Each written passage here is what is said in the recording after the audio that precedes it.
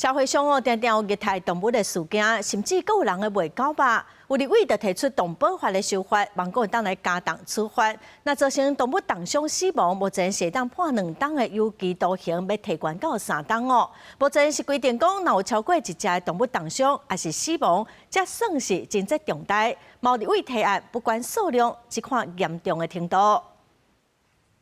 对无辜的动物下毒手，不管是越南移工涉嫌伫台湾卖狗肉趁钱，也是拿到一个讲伊是动保人士的查甫虐待猫仔狗仔到死。民进党立委郭玉成指出，这个人手段残忍，虐待无辜的性命超过道德的底线，所以提案修正动保法第25条，爱加重刑度甲罚金。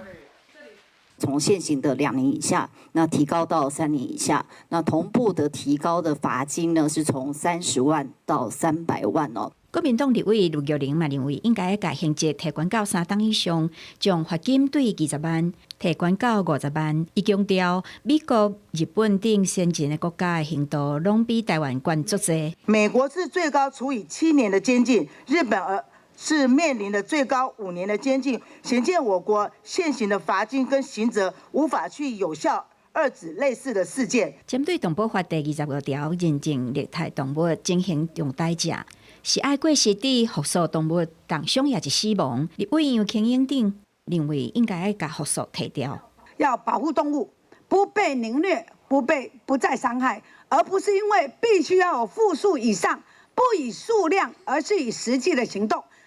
伫立法院外口嘛有为野生动物而走行动联盟的团体，也标记批评政府伫管理流动动物的力头无够，制度缺漏，要求新增条文，确保会当禁止民众黑白饲流动动物。